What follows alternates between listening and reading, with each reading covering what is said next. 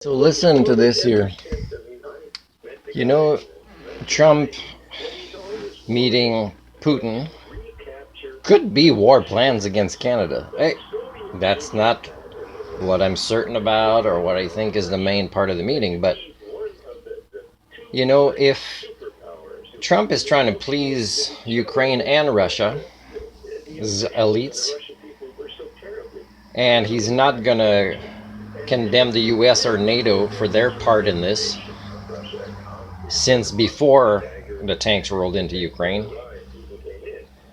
the most recent version of that happening, anyways, that's still ongoing, is he could say, you know what, Putin might say, you know what, is if we give back territory, then again, there has to be no NATO involvement with Ukraine. And if you can't do that at this point, then we need more protection in the Arctic, or we need Canada to not be a member of NATO. And that's a possibility. That's what I'm saying. But the thing is what's really sad is there's still always going to be wars. And the reason for that is there's always going to be tall, infantile type monkeys that want to be soldiers, right? That want to be manipulated, and tall looking awkward fellers. You can see in some of the GI Blue movie I'm watching of Elvis. And they're not that bright, and sometimes they're sergeants. And there's always going to be people like that.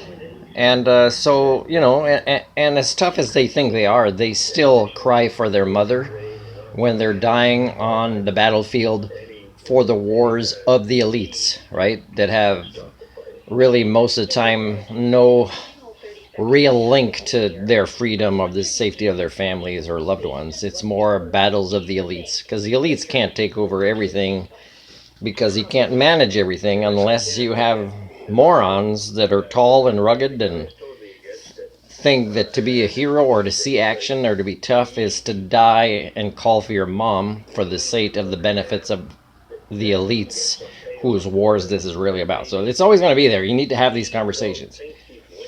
Now, what scares me the most in this is, let's say he succeeds in brokering, is probably a better word, not mediation or conflict resolution, broker as in business, a peace deal that is really like it looks solid. Most people are happy with it, but it involves, let's say, land ownership. It involves rights to minerals, energy, kind of business type in this peace deal. Then, and as a species, we're not having these conversations. CBC either is not having these conversations. They're just regurgitating things, right? They're saying two of the most powerful people are meeting. Well, that's sad.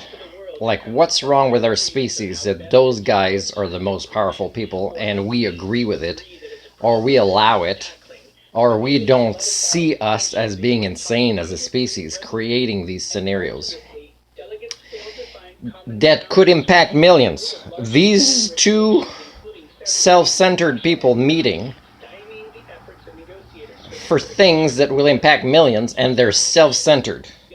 And we don't think there's something wrong with us as a species thinking, as history shapes itself, that we are clueless and we are powerless, and we give the power to people that aren't any more sentient or sapient than those moronic apes that are adult children but are like 300 pounds, dying on the battlefields, calling for their moms to come get them. That's really what's wrong with our species. So the Nobel Prize will say, wow, everybody's happy with this peace deal, we're going to give it to them, and they're going to think they're still legitimate. And they're not going to give a Nobel Prize in flim-flamming success. They're going to give it in peace, when really it's about business. So they could give a president a business or economic related Nobel Prize and save face a tiny bit. But if a deal is brokered and the ignorant Homo communia, people primates that I share DNA with, think that's great, oh my God, that justifies all the nonsense of Trump. No, it doesn't. And it doesn't even if the Nobel Prize give him a peace deal, a peace award, right? The Nobel Prize of Peace, instead of entering politics to succeed on an international stage and discredit, the International Criminal Court, and just do illegal things that violates everybody's rights, and they're so dumb they're going to be happy, and everybody's going to think this is great, and even the Nobel Prize committee is going to think they're great. They're going to think that we've achieved civilization when we are less there than all the other unstable proto-civilizations of the past. We've never achieved civilizations, and we've never achieved a stable proto-civilization on the way to a real civilization. But less and less of us, including Nobel Prize committees, are able to see this. Nobody, including award-winning journalists, are able to see this. You gotta live on the outside as the elusive Homo sapien to see you guys as you really are.